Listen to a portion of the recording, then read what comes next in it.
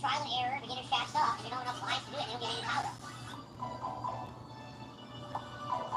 No checkpoint. No checkpoint. Fuck this.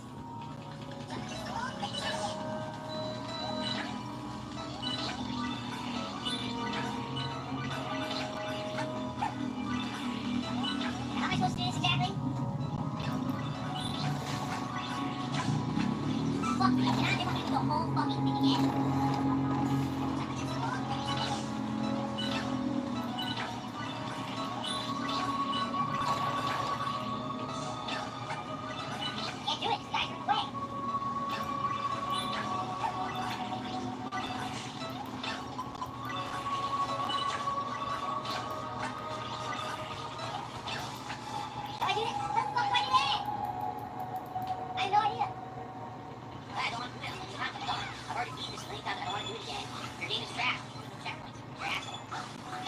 Yeah.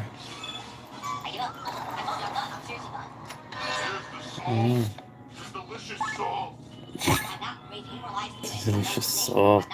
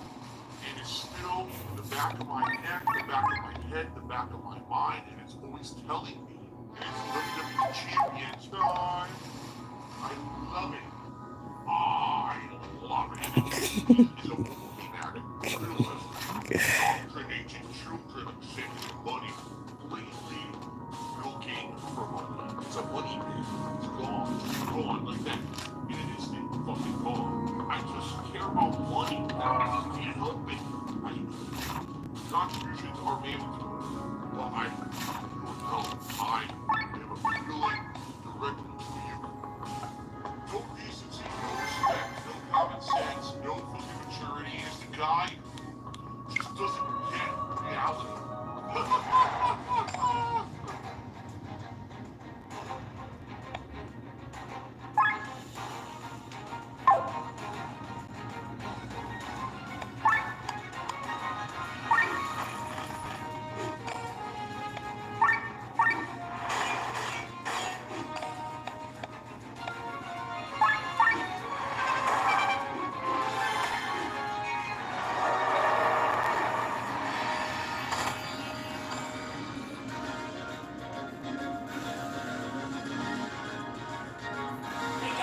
What's up? Nossa.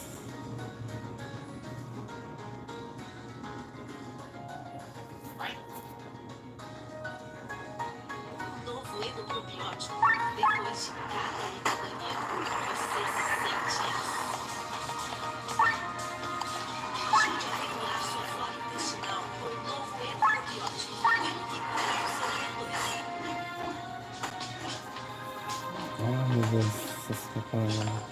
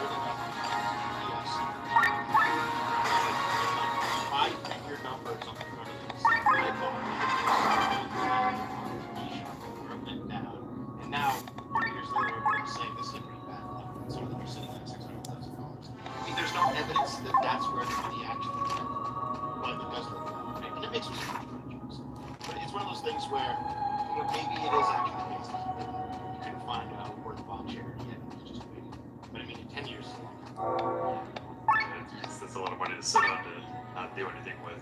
It's interesting.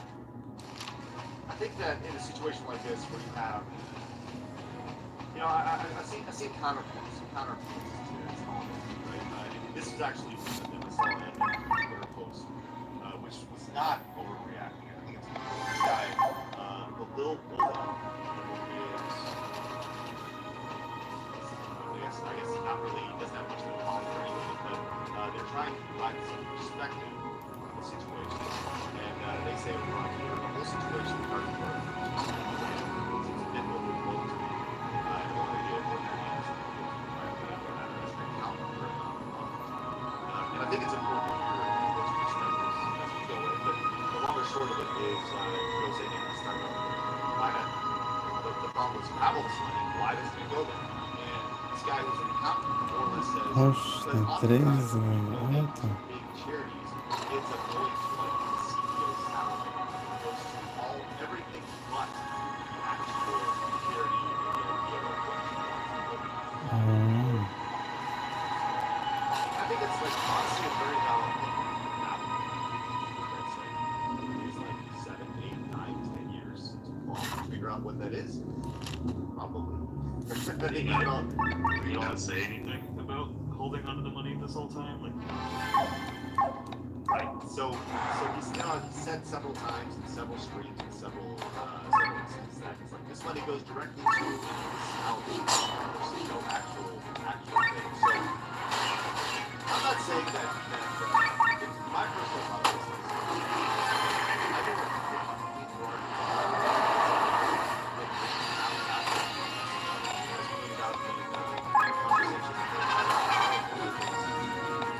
which I very much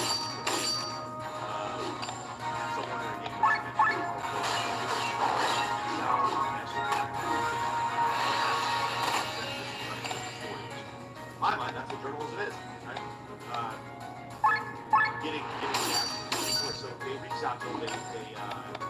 like, look, yeah,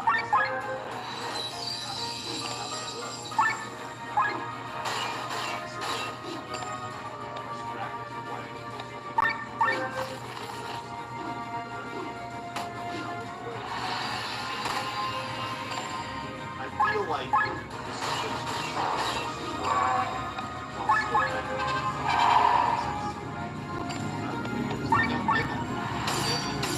They're just ridiculous.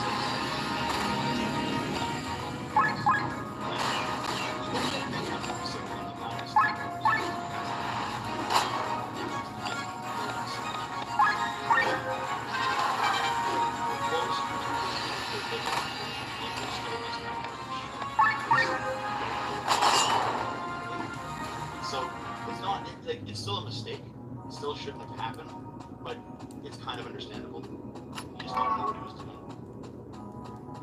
I think Nick, you obviously you're is this your first business that you're running, or I mean obviously you were the EIC at Escapist, but that's a little bit different than running a business. So is this your first opportunity running your own business?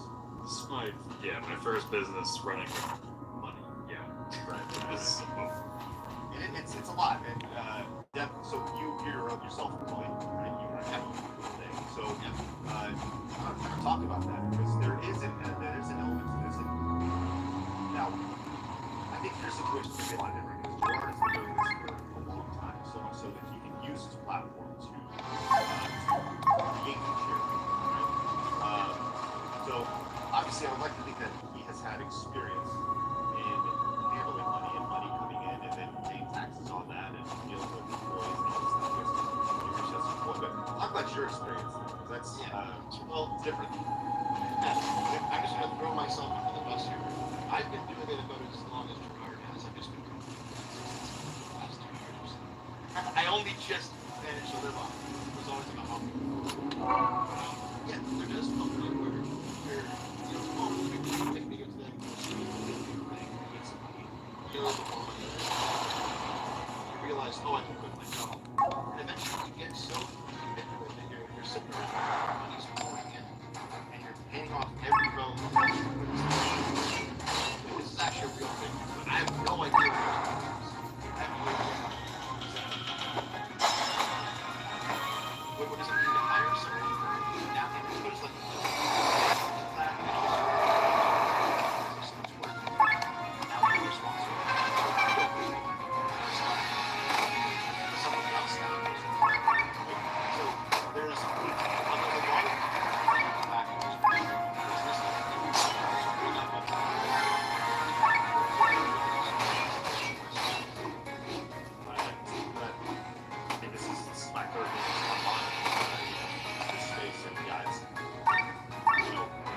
there's a lot of unexpected costs.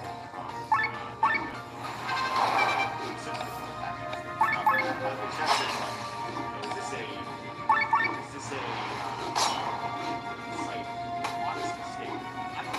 I don't have honest mistake. I do think it's a mistake. I think that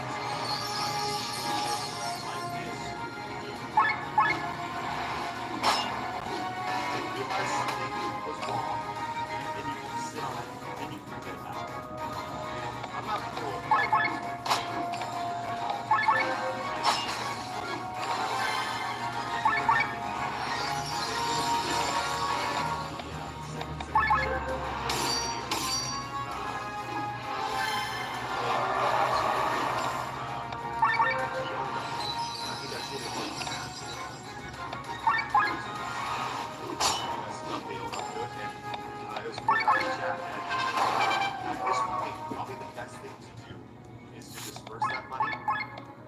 Shut it all down and not do this again. You want to go next? yeah, no, I just Mm. on the board. You're on the board. Money's going over 2 years. Like that's raising a big red flag in my head for me. Just somebody that's starting a business right now, I know where every dollar is. He has to. The only way he gets out of this is dispersing the money and doing what he promised to do. And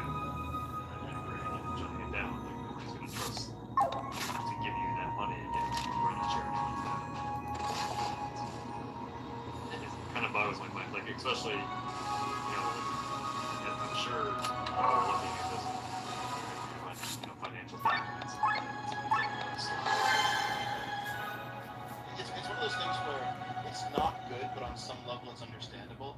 Because I think we've all been that person, especially when we were younger, like back in school or something, where you've had like a paper due, it's sitting on your desk, and then as you're like, I don't want to do this right now. It's a huge project, and then like it shuffles to the back of your desk behind your monitor, and it stays there for about 3 weeks. You don't even look at it. But like on some subconscious level, you know it's there. It's like this dragon is there behind your monitor. It has to be tackled. But every day you don't tackle it, the problem is I don't know if I buy that so much though, because he like was promoting the charity of a lot of certain stuff, something that because of that was fine. You were raising money and at the same time not seeing where it's going. As somebody who has once been a person who was scared, it's very easy to like rationalize it and be like talk about it and then like have anxiety about it and then just say, go away, get out of my head. Like just forget about it for the next 3 weeks. It's still back. It's not good, and no one should ever do it. And it does come with consequences. I can at least understand. I actually think it's very good that he's been called on. And kind of further compound, kind of play devil's advocate to what you were saying, Dan. I understand what you're saying as far as many people in this game are not business owners, but they're thrust into it.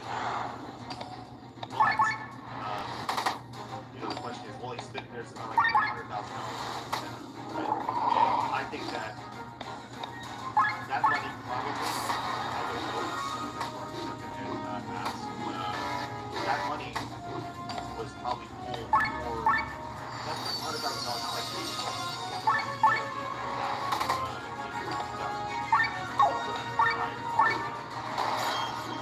that's probably been spent for charity.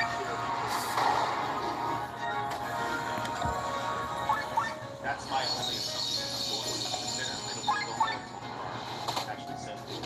But I do think that that's probably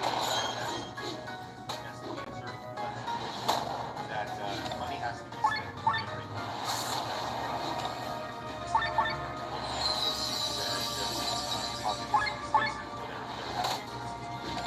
with that said, they knew every time there was an expense, they had to know that money was there.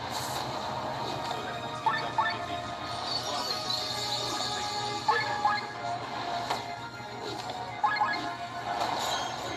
I'll be interested to see if you are sustainable.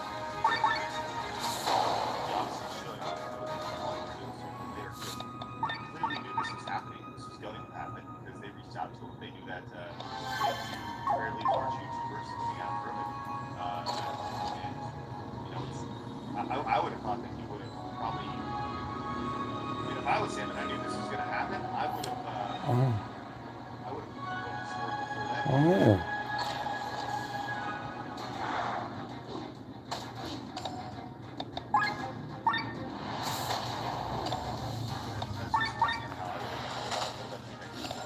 No, yeah, we have absolutely done it. Just now, recently, so. I think that's kind of what it's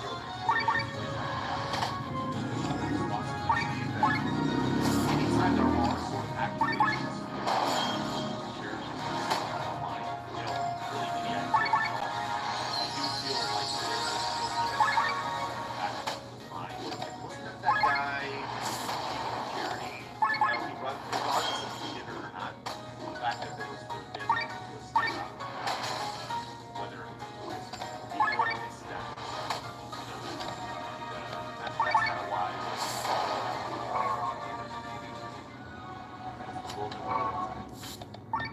We got a bunch of super chats, which are awesome. Thank you guys very much for your support. Story. Prisonator says, I'm disappointed in Gerard. Unless he has a good explanation, he will end up alongside Spoonie, Boogie, and many others that were there. I guess my question to you, Prisonator, is what would be a good explanation? This is a question for the entire chat. What is a good what is a good explanation for you? What solidifies the crazy water. I mean, I don't think there really is a good explanation, to be honest. There's less bad ones, for sure. But there's not really the best possible scenario is that you just couldn't find a private share to actually see the snuff, and then they all kind of stayed on. It's not a good excuse, but it is understandable. So, Notting comes in and says, the dots don't connect. Make testimonials on the website. How can you run charity drives for your executives and not know where the money's going? I want to believe Gerard, but things don't add up. See, I think you need to hear what he has to say. I mean, everyone's so quick to judge, right? And when you hear people with loud voices speaking, obviously that was formulated an opinion. But I think in a situation like this, you know, it's always good to hear all sides of the story. And I feel like, but hey, this is the internet. Fuck everybody, right? Yeah, like the last time I jumped on like a cancel train myself was the Pro thing. And Pro individuals. And I got burned. Not by my own fans. I felt them. I get the wrong. So I apologized to them, and then I said, you know what? I'm never getting on this story. Safety public. Yes. I think that's like really important. I made a few videos in a situation where I was wrong, and here to follow me. I made mistakes. Great. Well, grow up. Good. Hey, Vlad, read it off from Orthodox Health.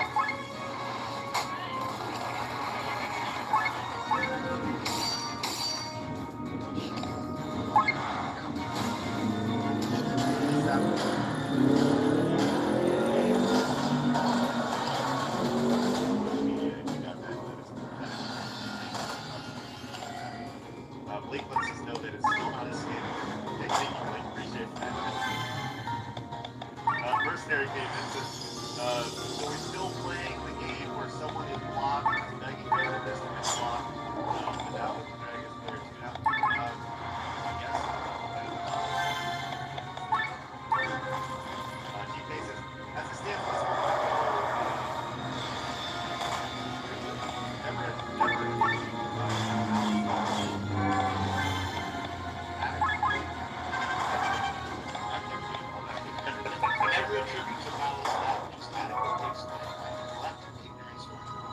nailed it. Thanks. Appreciate that.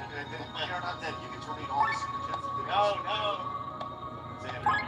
Yeah. Okay. Nick, hope you see Jack Packard and more stuff. You will. Bam!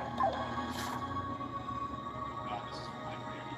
Dave brings a lot to the message and his couch. Haven't had a good name, Dave. He has a couch. Bummer to hear. Mark David says, hello there, Dave. Hello there, Deb. Can you Hey, Mark. I think Mark was the one who actually clued me in, I think, to you guys where you came back, right? So, oh, good. John says, question, is Gerard just part of the board of directors or is he CEO of a charity? Perhaps it was something he was trying to fix. I don't know. These are questions that we don't know. I think on the paperwork he's just listed as a director. So I don't know what that looks like. Once again, these are all things that I feel like are very important for us to hear from him. Mark came in and says, go ahead. Hail Dev, free Dev. The Dev will be red when he isn't getting pegged by his going for being disobedient. Ominous greeting. Hail from the Archcast. So I do a podcast called the Archcast with the YouTuber Arch Warhammer, where it's a pretty good show, even though everyone in the chat says shit like that all the time. All right. So it's interesting how every community has like their own lore attached to them. Yeah, memes. Yeah. And apparently the big one. Yeah. It's actually not the biggest meme, it's just the one that everyone's posting right now, because they know that I'm on social media. I guarantee you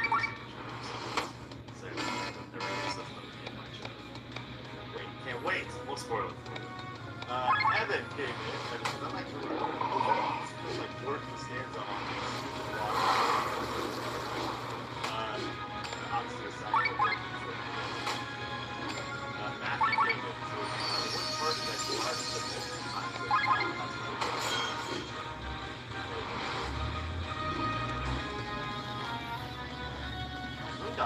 stuck living with death law. That's me. So,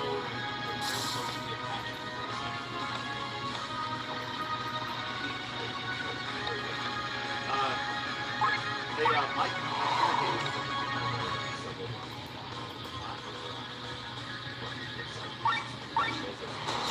Anybody wants to use your Bezos free Amazon Prime, head over to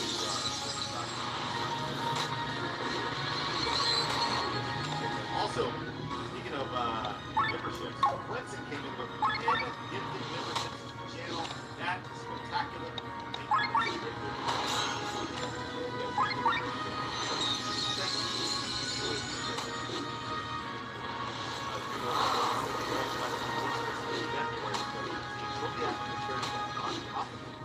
I wonder if this was one of the wedges between if I had followed once Greg left because the show lost its soul.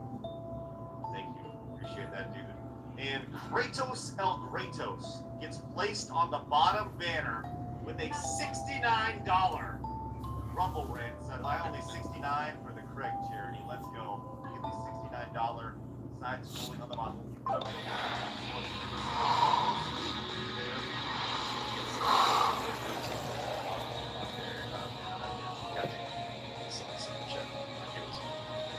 Shouldn't have said anything. I knew. I walked right into it. Are your memes coming in now? Yeah. Is it this one right here, which you'd like to read? Go ahead, $2 since I'm getting it. Replacement. What about these? Tell us more, Nick. I literally do not know where the whole thing came from. They have different stories all the time. But I do have a thing for getting these on the channel. Specifically, the very first stream last night that Casey and Jesse were doing our freelancers. I learned on Coffee that I can send in my own sounds or when somebody makes a donation. So that's just somebody made a donation to come on the stream. Casey was very confused how that got in there. Everybody has. You don't like these guys, you want to joke. But the jokes are our channel. What are you doing? Sub came in as a Prime member for 3 months. So did DCAM for 31 months. Man, me, Craig, I dare you.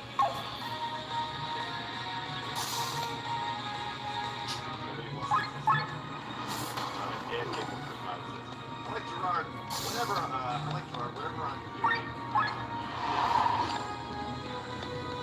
Leaving another. I like Gerard. Because that's how I'm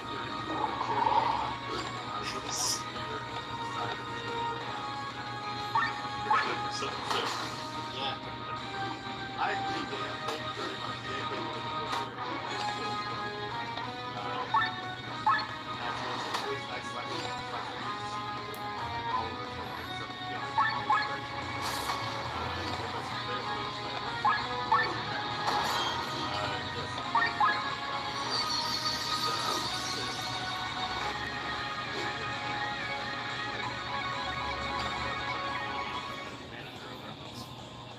That's amazing. Eric says, I bet Nick won't be expecting these nuts!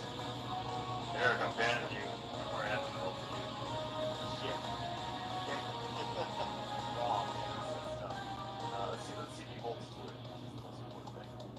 Jake kicked in. Lizard Robinson. Nice old Australian money. Says, watching 4:30 a.m. Australian time because my brain has never known how sleep works. Hope y'all are well and have a great one. Jake, thank you very much. Greatly appreciate that, man. That's phenomenal support. Appreciate that, guys. Thanks for your Australian money. Yeah, big balls right there. Love that. All right. Let's move on to our next story. I want to get into the second. We talked about you with YouTube AI. I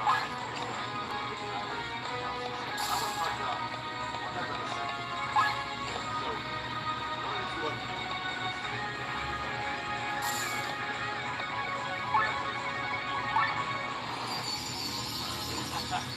So, okay, give us the records because go back to Thursday afternoon when the news broke this right?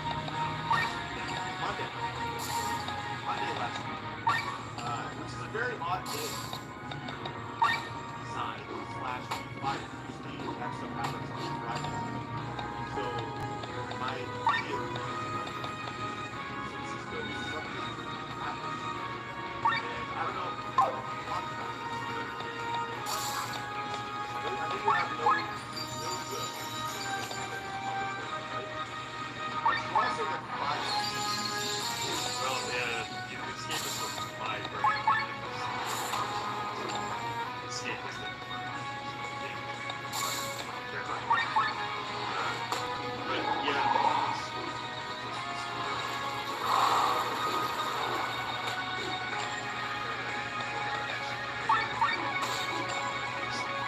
great things that people enjoy and not worry about. Running in parallel, I guess, with what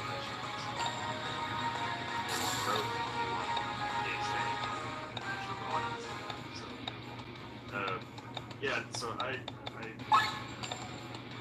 it's a little bit farther back. Yes, I took listen, we have time. Let's do it. I took over the escapist thing. I was tasked with rebuilding the brain from scratch. Just give me a day and stuff. Everybody else left. 2018.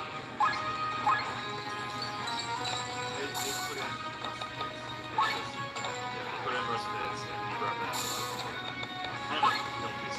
Had built this game.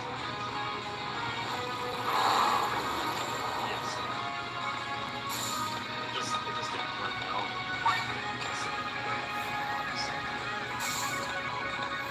Very good protocols and all of this and stuff like that. People just wanted the space.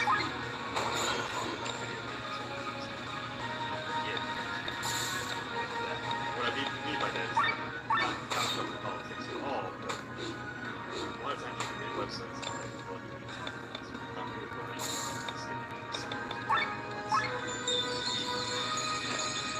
We started this hybrid interesting point. So I always told my writers, you can talk about politics as much as you want. Just make it interesting. So I basically had to start building up a team because Yahtzee, had the channel on his shoulders and everything. Let me tell you, somebody from the Midwest that had run only my sites with a few thousand people that were interested in going from that to a community of 1.2 million is kind of terrifying. Because, especially Yahtzee's audience, and by that point, you've been doing it for 11 years, and it's all they wanted. It's all they wanted was Yahtzee. Anybody coming in to mess with that or touch it or do anything with that is never gets you. And to be clear, like a lot of people, so with Screw Attack, there's a lot of parallels here, right? Because Screw Attack happened a long time ago when you worked with your video game nerd and his audience, has his hardcore audience, right? And with us, he was on our site for a long time, and there was this very much like, not James, fuck off, right? And I would imagine that's probably a roadblock that you ran into with people who were like, you're not Yahtzee. I don't like you, and this is the only thing that I want. Did you ever feel like there was almost too much pressure working with that audience and that you weren't going to be able to kind of turn the ship? Yeah, I mean at the start for sure, but I kind of came out right away and I started using the YouTube community to basically lay out my plans, make everything really crystal clear. Like I am not touching zero punctuation. You don't have to worry about that. The only goal is to introduce you to some new creators and introduce new shows and do some cool stuff. That's really about that. So as I got into the role, I became very open and honest with the audience about how things were going. So people started to turn in my favor for a while. Like one of the first things we did was the first time I ever worked with Yahtzee was taking him to E3 for his rails on E3. That was a very fun experience where I'm like, man, this guy's gonna hate me. I'm making him go to E3. I'm making him go talk to developers. I'm putting him in front of John Romero, who's roasted this game before. We got a great photo op of John Romero staring him down just for social media shits and giggles. And at that time, I was only managing editor. It wasn't editor in chief. But right after E3, it's when he became editor in chief in July 2015. So the community clearly seen like I'm looking to have fun. So, and Yahtzee, the audience there, like really get more of the story and everything.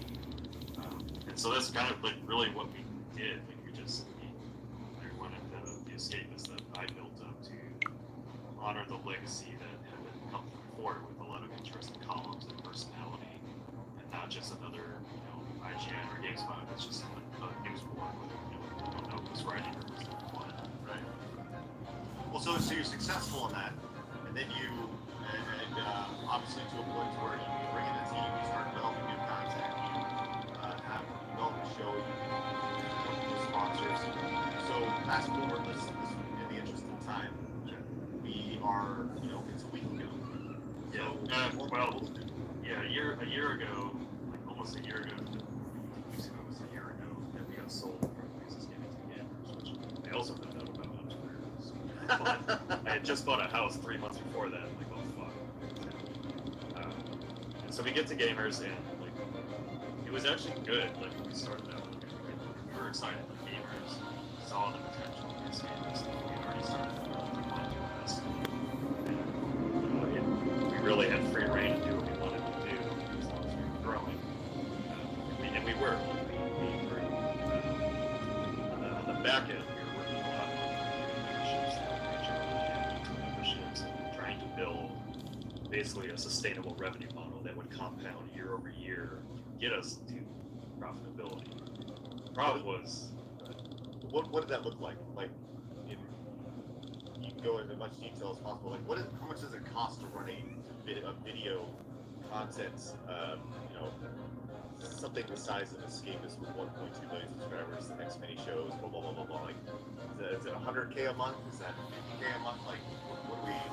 Because that's the reality of the situation. A lot of people like video costs a lot of money. There's editing attached to streaming, and so. Yeah, I mean, like so it's kind of screwy a little bit because back in Enthusiast Gaming, we had a very small budget. There were only 3 of us in full time: myself, Yahtzee, and Omar Ahmed, our head of media production. And other people were very, very much underpaid for their talent back in EG. So I mean, like we were working with like maybe $40,000 to $50,000 a month to get all that out. And of course, Yahtzee makes the lion's share of that as the head talent. So we really didn't have a lot to work with.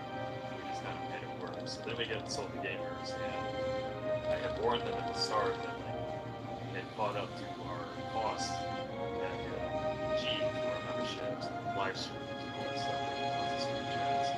And I warned them that I said like, you want us to grow, but we have to be careful about how we invest, because if you invest too much too quickly, I have to play catch up. And I know where that leads. It led to last Monday, right? So they wanted us to grow fast. They wanted us to, expand our show lineup and grow.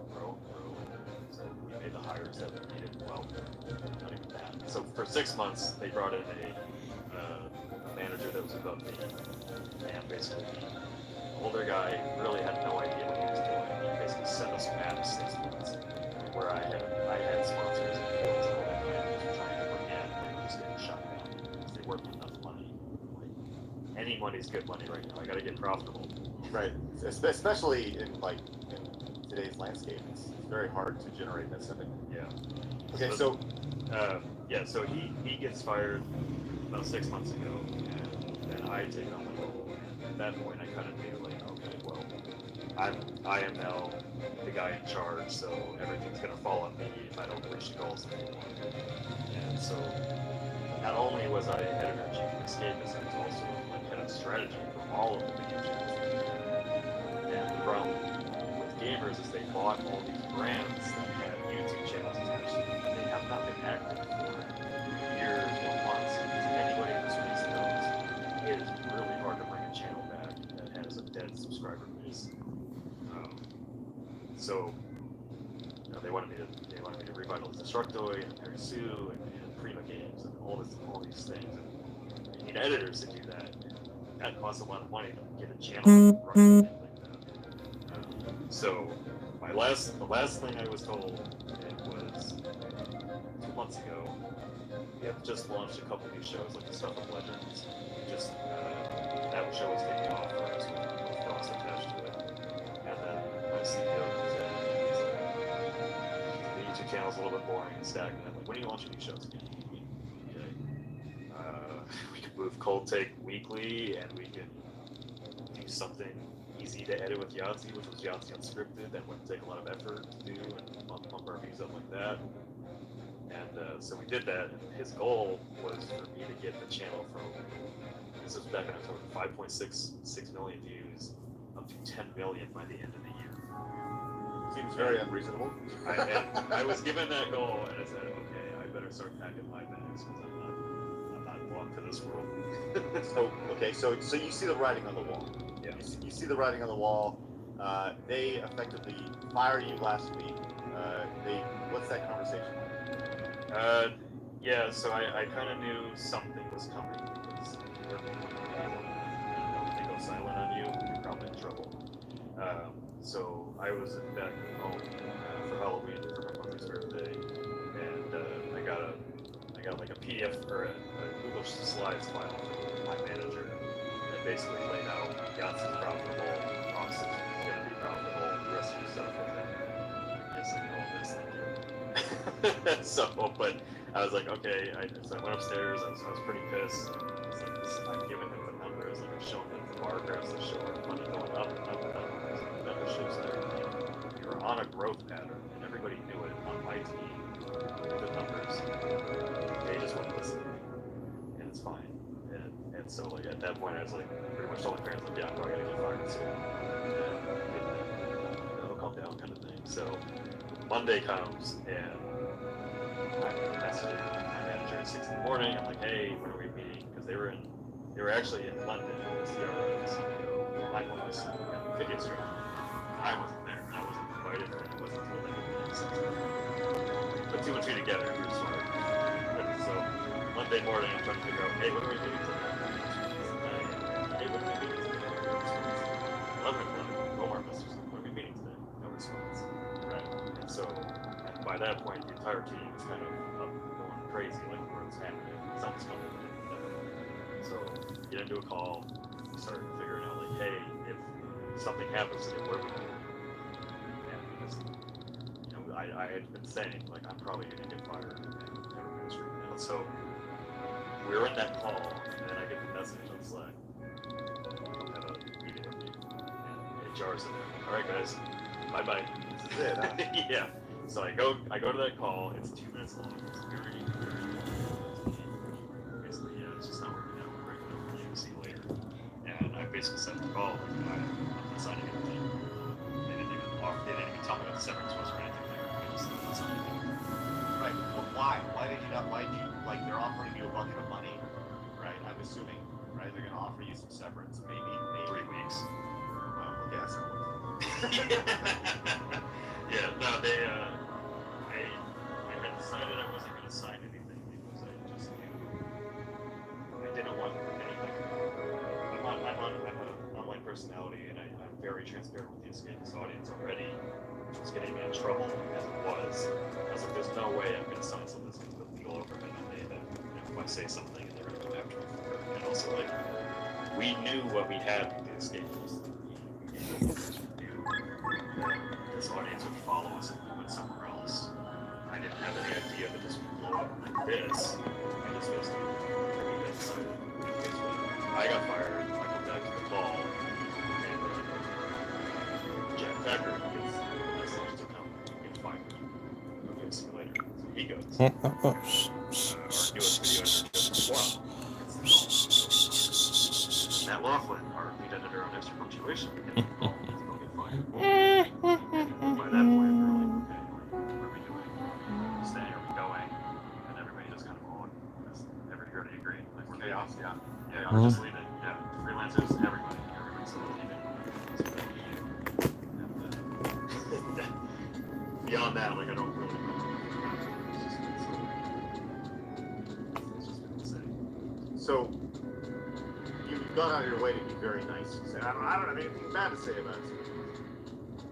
But come on, like, dude, like they were clearly disorganized. They clearly had unreasonable expectations. When you say escape, it's like very nice escape, right? Yeah.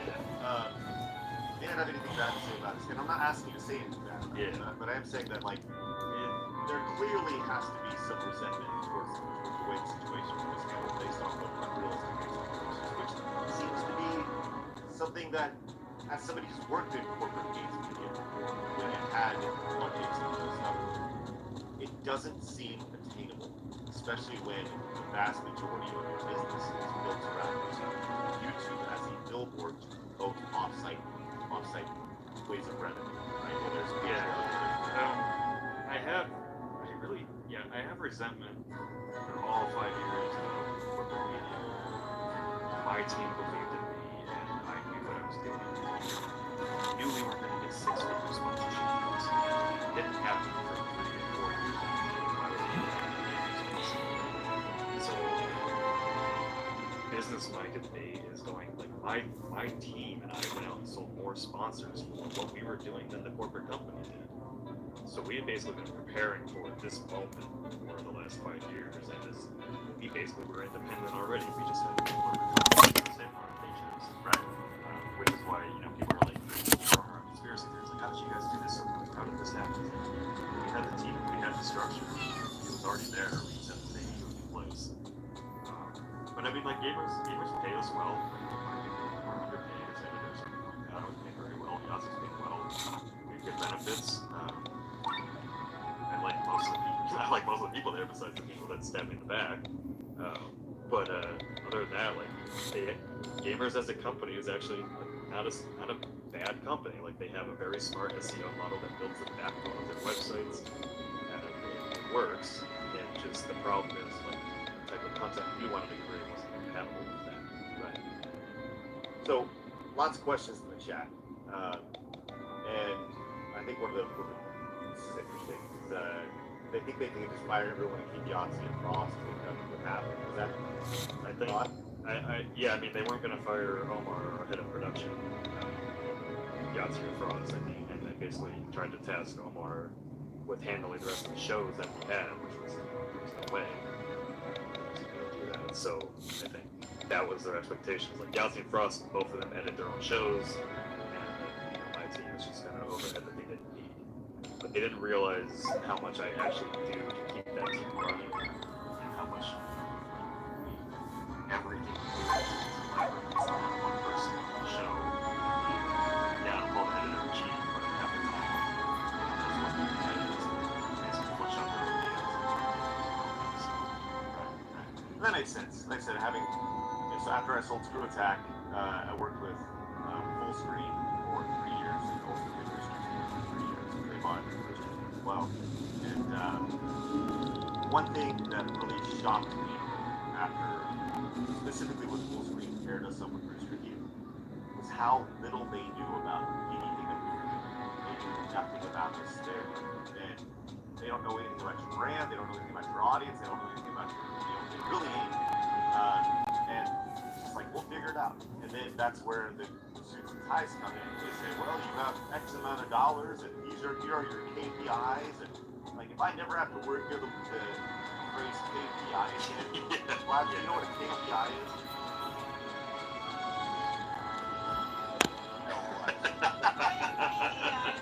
Jeff, do you know what a KPI is?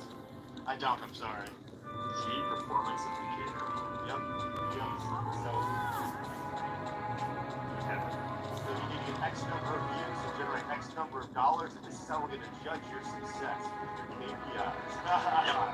I know everybody who works like generic corporate jobs watching this now is just vomiting in their mouth.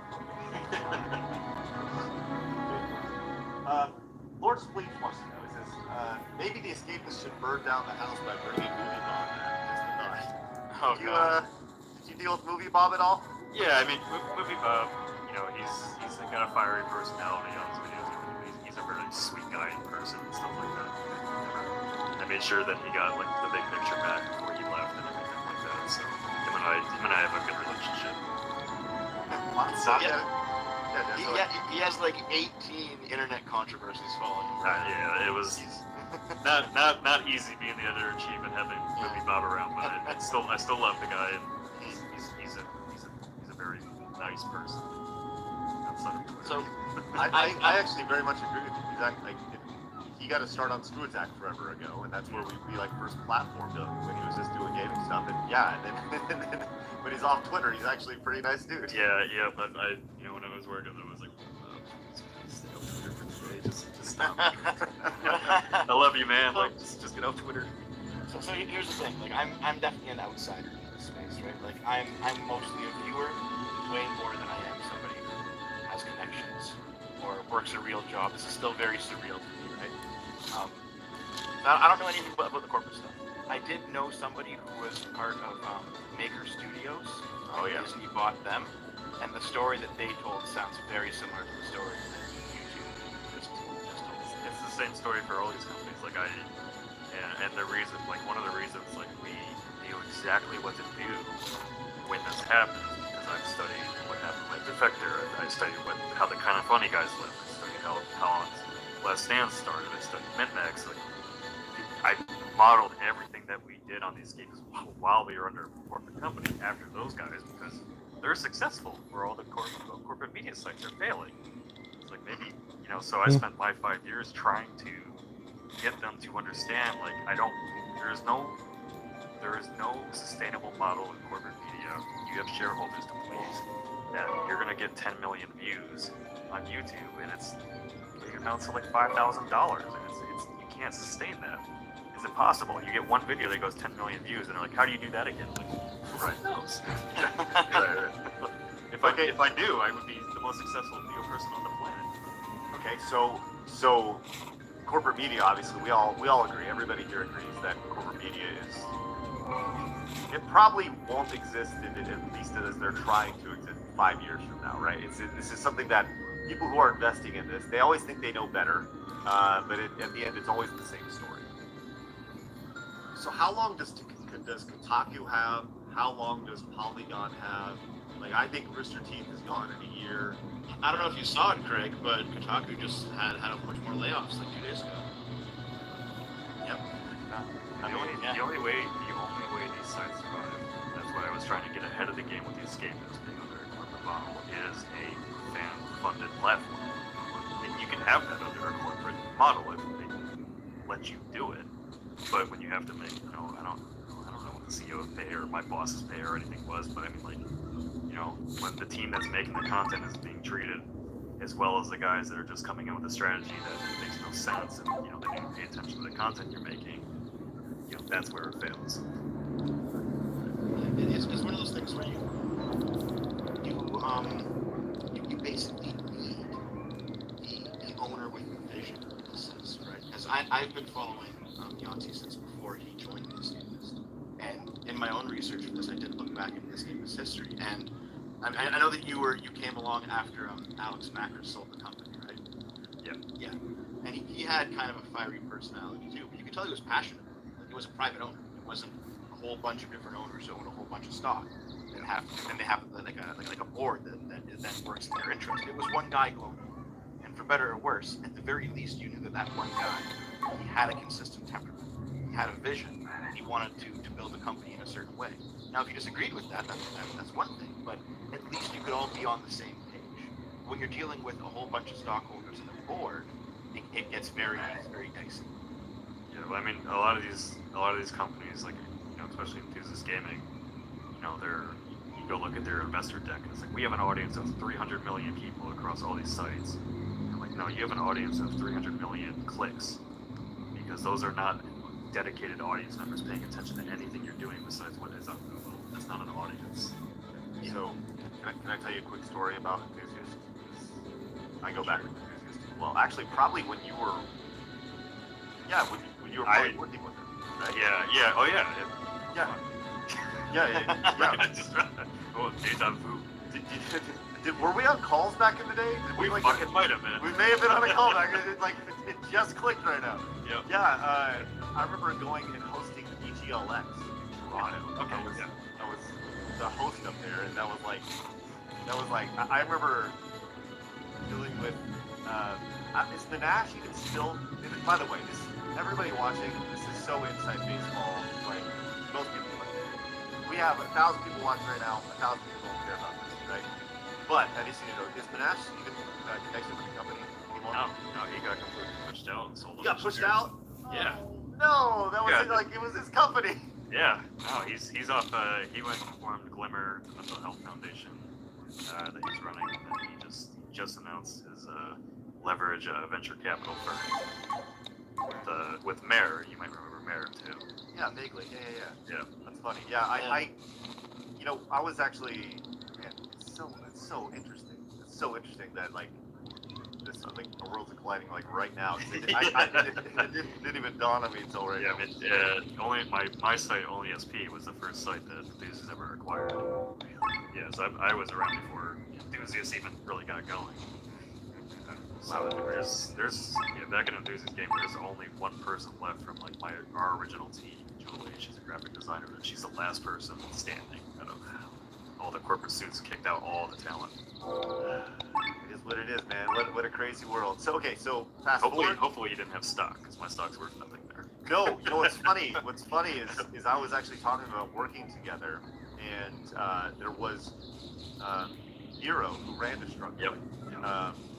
Remember, he was like, "Hey, you need to buy stock. You gotta buy the stock. You gotta buy the stock. Buy the stock, Kirk. Buy the stock." I was like, "I don't know." I think at the time it was like 4 cents a share or something. It was like really low, whatever it was. It was like a penny stock, and I saw it like bounced up to like $4 or $5 at one point. And I was like, It was at like $10 at one point. Yeah. like it was like a very specific window, kind of like GameStop, where it kind of like bumped up for a month or something, and then it bounced on down. It was one of those where you're like, damn it. But then I looked at it like a couple days ago, and I was like, oh, I guess I didn't miss out. So I learned my lesson about accepting vested shares for something to them, because that I didn't get anything for that because they sold us. So great. well, that's interesting. So fast forward now, and now you have vested shares in Second Wind. I do. Yes. So you are a co-owner of this company. What does that look like? Like, what is the structure of this company? How many co-owners are there? There was the whole full-time video team from the Escapists came over. So there are technically like 9 co-founders of this. Wow. That's not going to be a mess later on. It's like, well, I mean, we basically like Monday night after I got fired, the entire day I spent the computer like, here's what we need to cover our salaries. Yahtzee, Jen, Omar, and I all took significant pay cuts in the salaries. And like, here's what we need to start something up and just keep going and do what we're doing. We gotta jump on this today because we all quit. So like, let's stick together. Let's do this. So like, we built the defector strategy basically where defectors started getting fired, laid off, and let everybody know on social media all together. And like, we're staying together. We're gonna do exactly what you expect from us and what you want from us. So I really followed their plan to a key to basically make sure that we control the message and not gamers saying like, Escapists is fucked up and not profitable or whatever. Whatever. So yeah, we basically threw out a bunch of ideas for names, like Jack Becker and half-assedly threw out Second Wind. I had some people are like noticing on the YouTube channel was created 3 days before I was fired. That's because I just went and grabbed an account called The Getaway as like, here's a brand name. If we need to jump somewhere, let's go here. Direct everybody here. And so yeah, we just got Joe stare at the board, like got him on the branding right away. Like I gave him a color palette. And we just said make something that like Escapists rising out of the ashes, whatever the fuck that looks like. Yeah, he comes back. I'm like, that logo looks incredible. Let's fucking run it. Yeah, whatever. It's great. I love it. We can change it later if we need to. Yeah, and no, it just blew up from there. Like I said earlier, like we had all the structure at Escapists, and the main thing we didn't have to come with us was the IPs, which are still in negotiations for and all that. And so basically just like keep doing what we were doing, get our stuff right back on track, continue where we left off, and make it fun and fresh and new, and go from there. Oh man,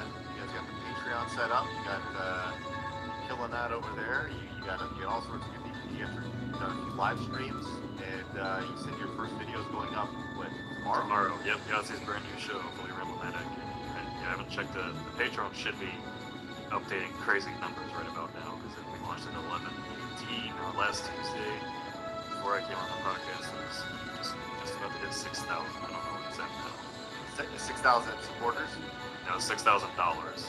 I don't know what it's at now. I guess it's probably over 10,000. I guess I thought it was the podcast. I can go You absolutely, you can do whatever you like, my man. That's great. Well, congratulations. I think it's always a great story to see people kind of split off from the corporate world and kind of go into business for themselves. And I think this is one of those things that you're going to see more and more. You know, I mentioned Rooster Teeth earlier. I think there's a ton of talented people over there that could easily split off, do their own thing, and honestly make way more money. Yeah, well, I kind of hope like what we just did is an inspiration for people to like go get out of the corporate model if you're not being treated right, and they're giving you all this stress. And like you would think like this would be the most stressful moment of my entire life because I, just started a business over a week and I got kicked off the escape because I had my brand that I loved, like our entire team loved working there, and have it ripped out from under us like that. I've actually never felt more energized and positive and like excited about the future than I am right now. And like I said before we came on the show, the public numbers on Patreon aren't accurate.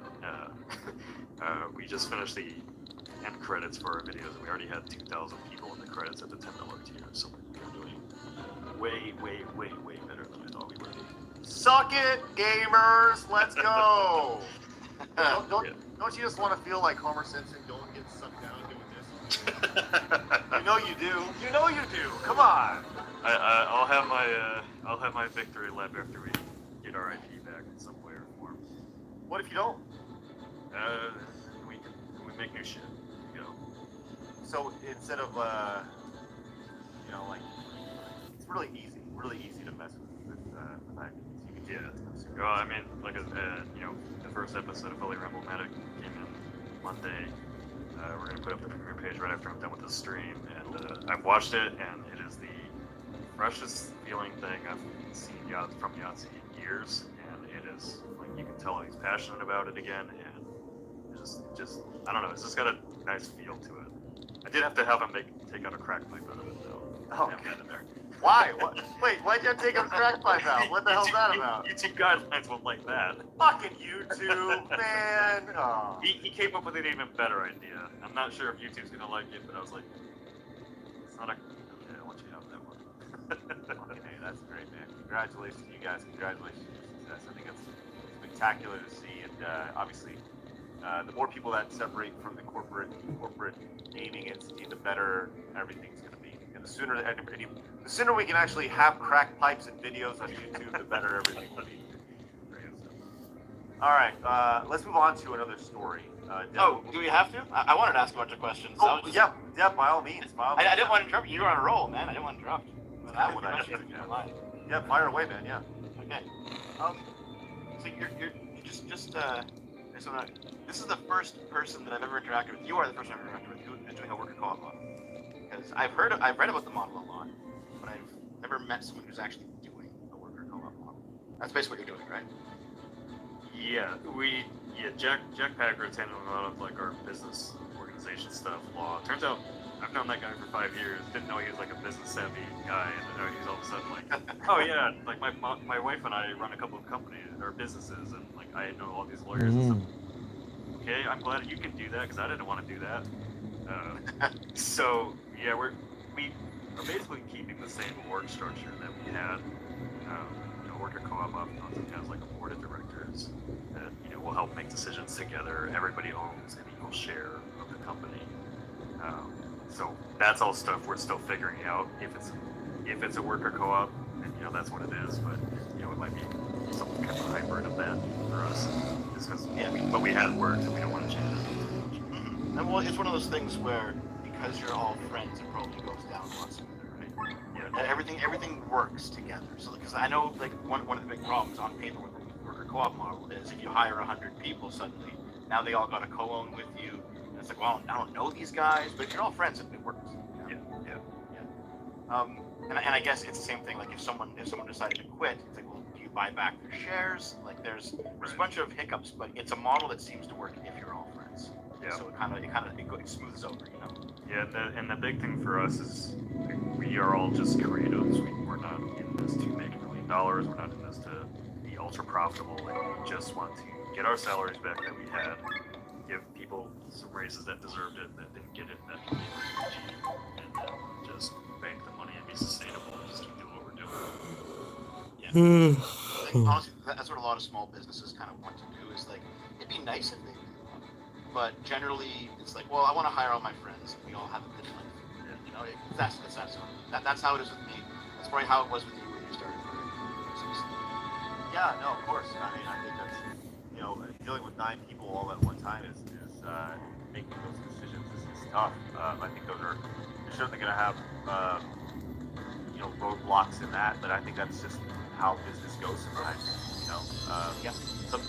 And here's the reality of it, right? You have 9 people with you, in a year from now, 1 or 2 of them may not be there, and that's okay, you know. And in 5 years from now, 4 of them or 5 of them may not be there. Like, and what's going to happen, and I know this from experience, is when somebody leaves, because everybody is publicly known, there will be people who are going to make assumptions about you or Yahtzee or whoever, or the other 8 or 9 or whatever, however many owners there are. They're going to say what, you know, you're going to see drama from that. You're horrible people. I liked you better than this. I like, you know. So just know it happens, and it's going to happen, and you know, like that's just the belly of the beast, unfortunately. When you're dealing with public companies that people have relationships with, pseudo relationships. Yeah, I might be naive, but I mean, like everybody that's working on this stuff is like excited and jazzed about it all the time. They have been, like, we didn't have any turnover for 5 years at the escape. Not a single person left. I hope that's the case, man. I hope that you guys are 65 fucking years old and you're all like, that's it, we're done. Or you just playing Call of Duty 2020. Right. Yeah, I remember when there was a Russian contributor on the Linus Tech Tips channel, and when he left, he just got another job, he moved on, right? But they couldn't talk about it because of HR reasons. And all the fans who liked him thought it was this massive conspiracy and everyone's making stuff up. And it's like, we'll just move on. That's just how it is. That's You almost have to be Não, não lembro de ser. Me refresca minha memória. All of this is like, I didn't realize how many people like actually paid attention to what I was doing, because like, you know, you get a call from your mom after you're fired, and like the next day she's like, hey, did you know you're on the BBC? I was like, huh? What? Yeah, man.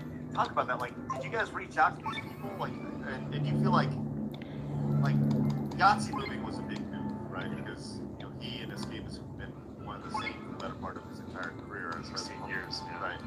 So, you know, him moving on was obviously the big draw, right? People get fired all the time, but it's Yahtzee, it's a smart audience, right? Yeah. So that obviously played a big role in receiving coverage of it. What was it like with him? Because he wasn't going to be fired, right? Was he just like, yeah, I'm out the door with you guys, or like, you know? Yeah, pretty much. He's obviously the biggest of the fish. You know, I think that's So, pretty big to say. yeah, a lot of people, I think a lot of people realize, like, after this, like, Yahtzee is part of the team now. Back when, before I ran the Escape was very sectioned off. You know, they might have had an office in North Carolina, but like a lot of them, just the creators of these shows and all that, just kind of sent them their shows, and they didn't really collaborate a lot and do a lot as a team. So like I said, the very first thing we did with Yahtzee was go to E3, and like he got to hang out with me and Omar and Matt Laughlin, and we, you know, filmed E3 there. Like, we were working day and night getting coverage going. He was making CP on Windows Movie Maker, and we were all on an Airbnb together. And I think it was like the first time that like he really got to just be part of a team in that way. And he really softened up over the years. Like he was, you know, a little bit shy and antisocial when we came in and all that. And then, you know, we worked more and more with him. The Adventures 9 series that we did, the D&D series. He adores that. Like he just loves that, working on that show. And so him and I actually had like a very close working relationship because the corporate companies wanted to milk him dry, and I never let them. I stopped them at every turn. They wanted to sponsor the hell out of Zero Punctuation. I wouldn't let them do it. I'm like, you're going to have the audience revolt on us. Put an ad in front of CP. Of course, we did it anyway, and I got yelled at for it, so whatever. So time to leave. Yeah, You know, we it's have other good. interviews I think going out today and stuff like that. It's just he didn't want to be alone again. He didn't want to be left holding up the ship. He enjoyed working with us and being like a producer of this game now, so it's from Megabot. So like he had my back and I had his back. And you know, I think a lot of the audience now realizes that after like our introduction video. It's kind of funny, kind of give me like a eulogy even though I'm alive. But you know, a lot of the comments when I go through and read them is like, oh wow, like they really did have each other's back. You know, I kind of bicker at each other on streams and all that. So a lot of people thought we maybe had a contentious relationship, but you know, it was just us, being bros basically. Right.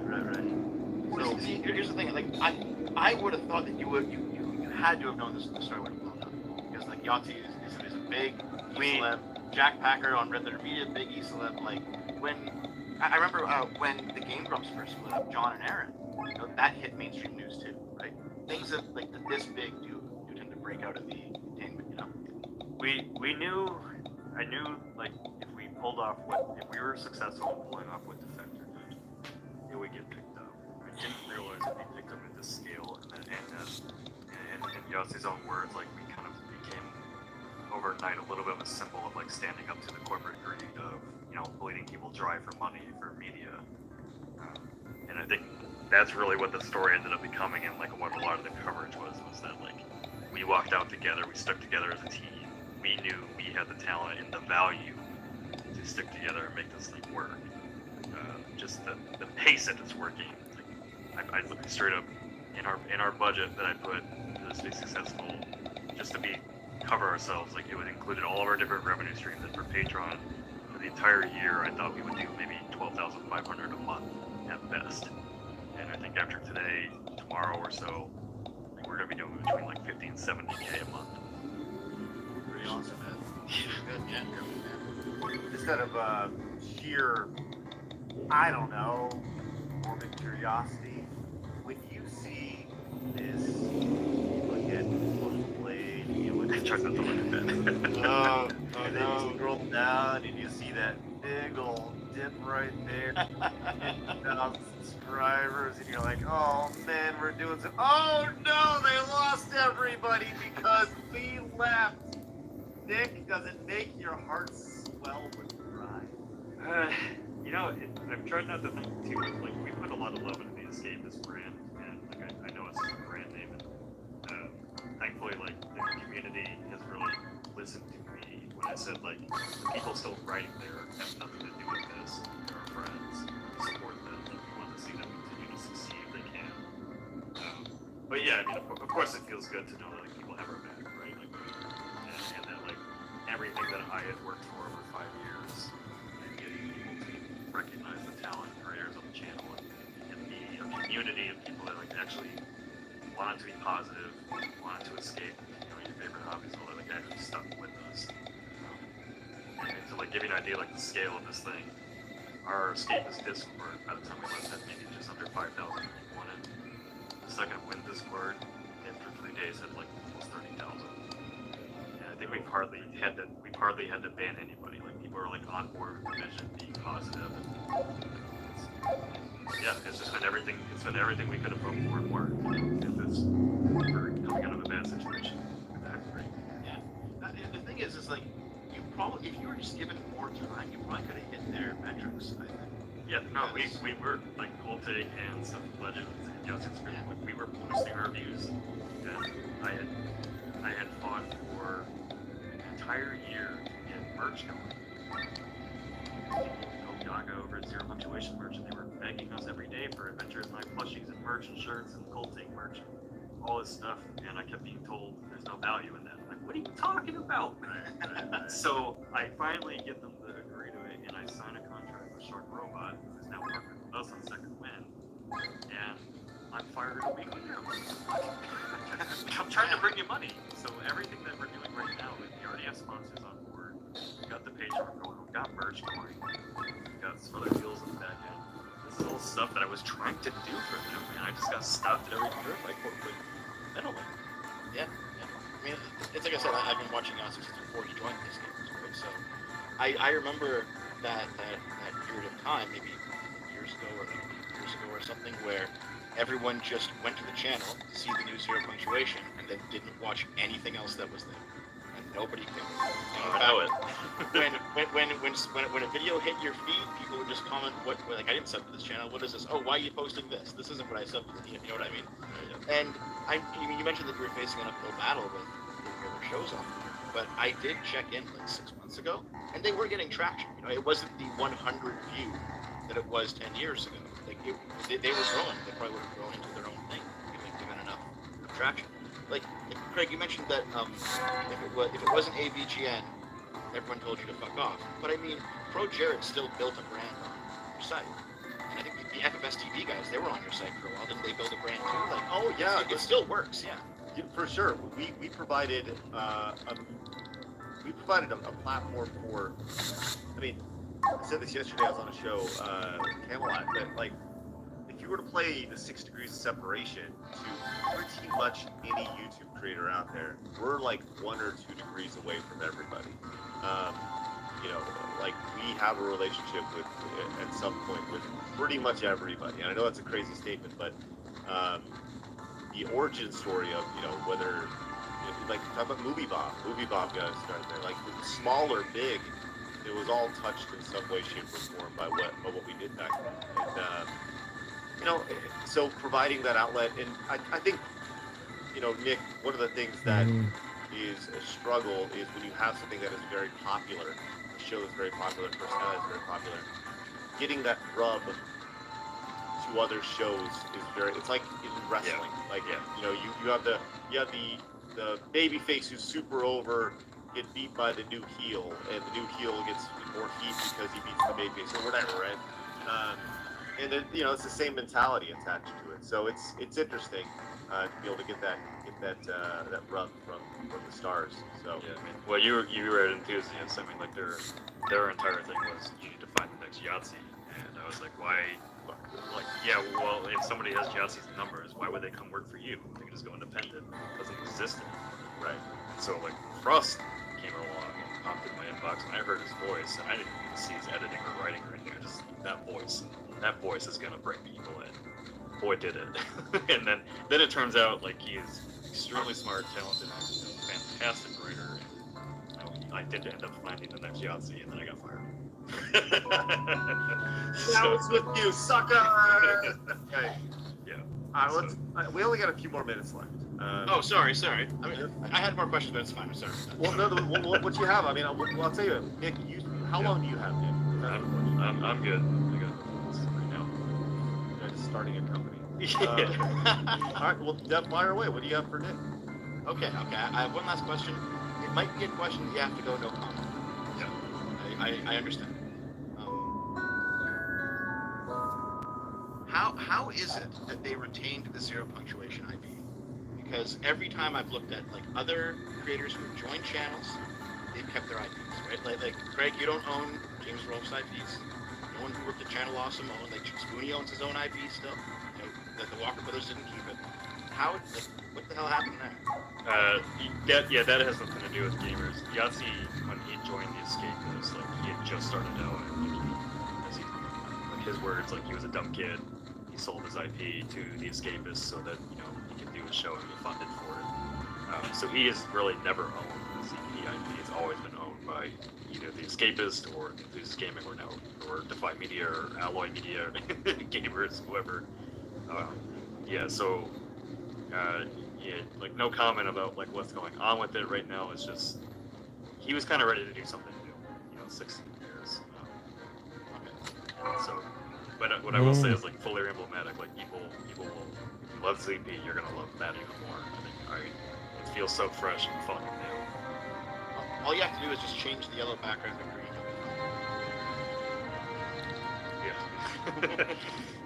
Yeah. Well, man, it's exciting. Let's go ahead and get to some of these super chats real quick. Appreciate y'all's support today. Jack came in with the 5. He says, "Hey, all side scrollers, beware of death.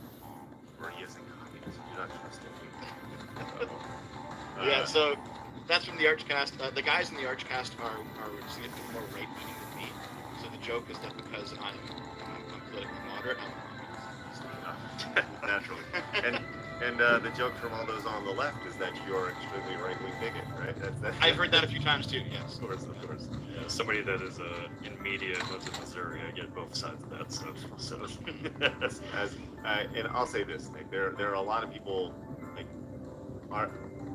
I left the gaming space entirely several years ago. I retired. I'm done. I'm done with the gaming space. And I left, and I actually worked. I had an opportunity to go work for a firearms company. And I've never been a big guns guy, but the idea was, well, we're going to teach people how to be safe. That's a great mission, right? Then that company kind of went belly up in the direction. So I left it and stepped back in, and I was like, then stepped back into the gaming space. I'm like, this place is fucking insane. Like, the gaming space is fucking insane. That's like the entire reason why side scrollers exist, because I know that there's way more people out there that are just like, that are looking around going like, what the fuck am I looking at? You know, like, they have no idea what's happening online at any point. That's why people ended up loving the escapist community. Because like one of my, I was probably the most active on Twitter out of my entire staff. Because we didn't pay attention to Twitter. It dictated what we wanted to do. We didn't get involved in any controversies over the last 5 years. Nothing. So, it's like, Not that you know. not that I know of. Yeah, I've seen Reddit posts about me in some places. So, that's weird. That's a weird conspiracy theory about me. What happened? What did you do? Who did you murder? Oh man, I don't even remember what it was now. It's just something like somebody had like my whole life taken down. I was like, I don't even know who the fuck you are. You said Peg. Deb knows about that. God damn it. Okay. So the first time I saw somebody just make shit up about me on social media or on a forum, that was like a wild thing. I was like, oh, I've actually hit that point now where someone's just going to invent my life for me. It's like, oh, it's very strange to see. Oh yeah, first time it happens. Craig, you mentioned before that you left and came back. Right? Yeah, because the gout guy, Dave, my editor, he used to listen to the original version of this podcast religiously every day on the bus to school, and he still listens. He's probably listening right now. But hi Dave. Hi Dave. He said that you've definitely changed a lot since then. Like the direction of the show from the old days has changed quite a bit. Yes, you hear that change, right? But if you were to go back and look at what Side Scrollers was, Nick, for reference, Side Scrollers was actually the first show that was on Screw Attack in 2006, and it ran for 445 episodes over the course of the better part of 10 years, right? And it was a weekly show.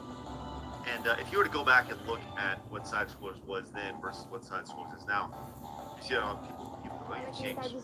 No, I haven't. I'm literally the exact same person. We're doing the exact same things now that we did back then. We point and laugh at stupidity. That's what we do. And we did that a decade ago. We're doing it now. We did that 15 years ago. I'm still doing it now. If something is dumb, I will point and I will laugh at it. The problem is that there's just way more stupid stuff in the world than there was then, or at least we know more about it now because social media amplifies it. Oh Yeah. So people say, "Oh, you changed." No, I haven't. I mean, you might have changed because you've grown up a little bit. I was already a grown-ass man when I started this show. You were probably a kid or a teenager when you started watching. So maybe you. Yep. That's for sure. Yeah, just to make you all feel better, I would have been in 6th grade when you started this show. Right. Exactly. And I was 25, right out of college, and but this is the second iteration, right? So, and back then it was a weekly show. Today, and it was a pre-recorded show, like podcasts generally are. And we were so early out of the game in the podcast world that people didn't even know what podcasts were when we were doing it. And now we're doing this is the daily show, every single day, Monday through Friday. So naturally, if we're doing this, if we took the same format that we did in Side Scrollers in 2007, and we're doing that in 2023, like, we're doing something wrong. We're doing something very wrong.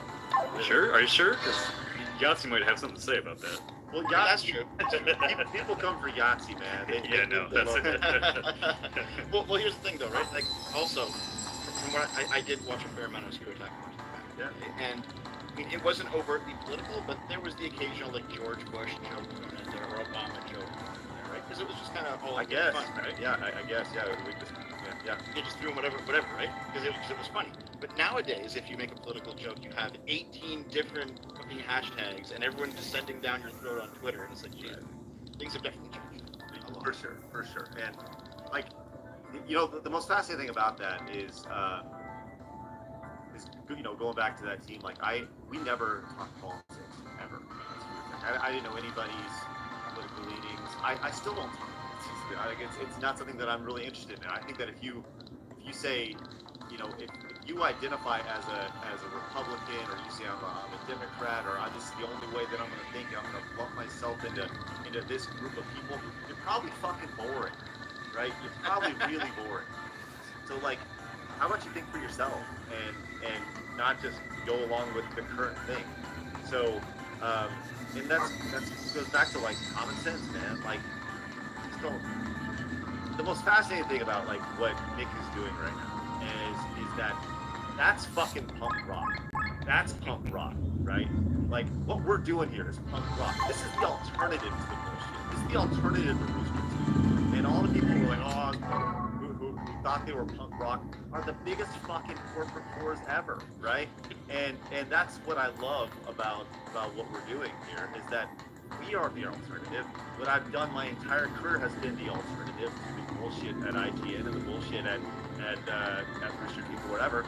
And I know this because I tasted the shit at Rooster Teeth and at IGN and the corporate media, just like Nick has. Because he's been surrounded by it, and now he knows what not to do. And that's why I know you guys are going to be wildly successful. I've learned 20 times over what not to do.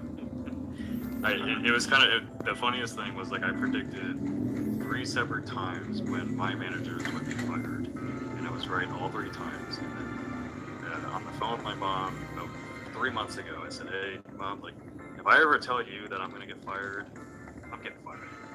And so, you know, I was home for Halloween. I said, "I'm getting fired." Like, they're like, "No." I was like, "No, I told you. When I say it, I'm gone."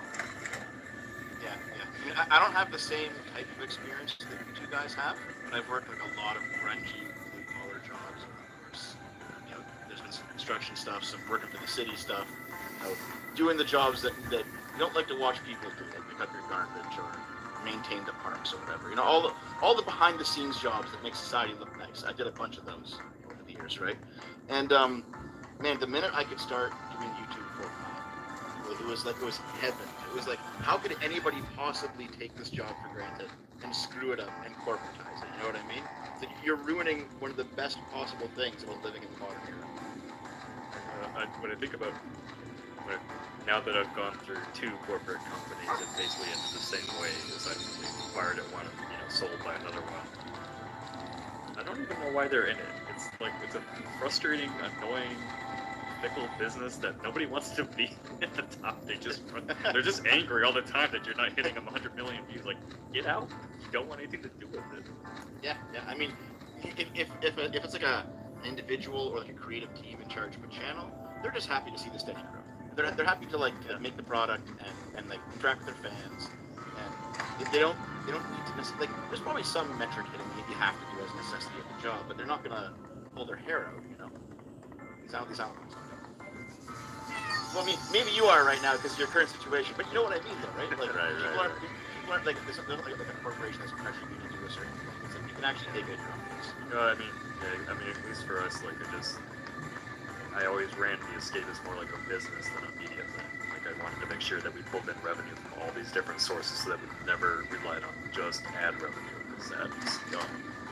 Well, I would love to hear Blab's thoughts on this, because Blabs hasn't said a word, which is fine. But and we also have a. I was taking out those bumps, bro. No, I'm just saying. I saw There were a lot of them in there, yeah. Yeah, President-elect Pressure 609 says I ain't gonna like it until Blab says something. So we need you to say something. There you go. Good job, Blab. There you go. Good job.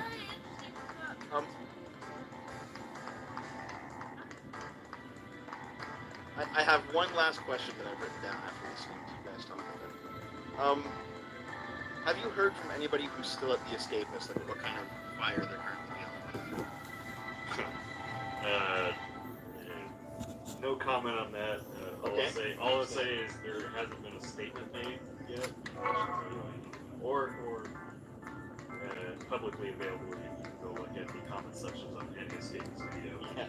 And I mean, it's good. Not good. I would not want to be in that position I'm in right now. The fuckers. Alright, let's go get some of these super chats real quick and let you know that John Conji came in as a brand new Prime member over on Twitch. Thank you so much. And then gifted a membership to J. Rowe, my boy, over on Twitch. Thank you very much. Lord Fleet came in as a membership earlier. Spartacus says, Craig, you said a couple months ago that you had hot tub streams. You have hot tub streams to sub to your channel. Are you lying about that now like you're bound to edit a UFO video? No, I will gladly get in a hot tub one day, but I'm going to hold off until that goal. So, yeah, I will stream up for myself. Listen, I don't have the assets that women do, right? Trust me, this dad bod is not something that is to be desired, I promise you that. It's a dad bod. Easy. We were talking in our stream the other day about the streamers that make a lot of money sleeping, and I was like, oh my god. But see, it's not the streamer that's weird for sleeping. It's the people watching it that are weird. What? So I actually did a sleep stream 5 years ago. And what? No, follow me on this. And what we did was we had incentives for the audience to keep you up. So people would donate, and then it would be like, hear a baby crying or a loud yell or something. We had these speakers set up where like I'd be falling asleep and it was like, and you just see it pop up, and it was the most exciting. It was like the worst 2 hours ever. It was the most exciting. That's fun though. Right. We're just watching somebody like literally sleep and do nothing. Exactly. That was the whole idea. Was that it was like a game. I don't know if it's a game. That sounds like It was, yes. It was a game for the audience. The worthy ones to say, Greg is a fellow old school wrestling fan. You gotta know your Mount Rushmore of wrestling. Are you guys into wrestling, Dev, Nick? Once I realized WWE was fake as a kid. I don't. Same. I watched as a kid, and then I soon realized I was out. Then I started watching UFC, and then I saw Anderson Silva break his leg, and I loved that. But it has wiggling like a gummy worm at the end. Oh, we were at a bar watching, like my dad, my buddy, and I were at a bar watching a bar full of kids. He did a leg kick, and his leg snapped and wrapped around. Here's the thing, though, those fuckers at ESPN or whoever was airing it, not only did they show it once, they're like, let's zoom in and analyze just how bad his leg broke. And so the entire bar, you just hear men scream like one, and they keep showing it, and you just keep hearing, people throwing up, like, oh. That Harry Potter floppy thing. The way we want to answer your question, my Mount Rushmore of wrestlers would probably be Stone Cold, Rock, Hogan, and probably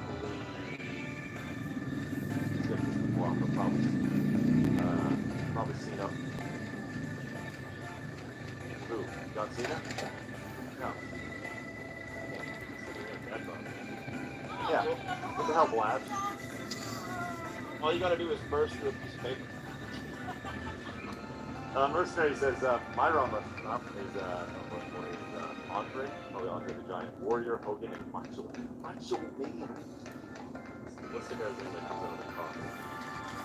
You don't know The Undertaker? I knew it. I couldn't remember his name. Yeah. That is my favorite. Like, Okay. Throw Cena out, put The Undertaker in. I'm sorry. Then there's too many. I wasn't looking at a list. I gotta look at a list. Yes. You're probably Undertaker. Throw Cena out. Cena's dead. The Red Man says, rest in peace, standing Greg. By the way, I got a standing desk. I used it for one day. my standing desk in my garage would be sold. I've been considering getting one because I've had just a fold-out table that I've been using for 12 years now. It's finally just collapsing certain hands. Like, you know what? Standing desk with a nice soft pad for your feet. It'd be The problem with standing desks is you have to get cords that are long enough when it stands up. I've learned that the hard way. Oh, it pulls them all out, but you turn it on. Yeah, I've seen YouTube videos of like smaller buildings. Dude came and said sometimes when a bunch of suits just tell a bunch of creatives to work together, it does work. That's the exception, not the rule. And Kratos El Gredo says, having one person with the vision and direction in between the funding source and the team making the product is critical. And I am not Uncle Wolf came back to that resub over on Twitch. Okay. Look, man, that was long. Oh shit! Shit! Kratos El Gredos has come in with a $100 Rumble Ramp. I want to celebrate Nick's and Blab's big balls moment with the song. So this you guys know, like, $100. Blabs has to sing a song in a very typical accent that will probably offend somebody at first. And he said the only appropriate song is one of Moss' show, Greatest Hits, presenting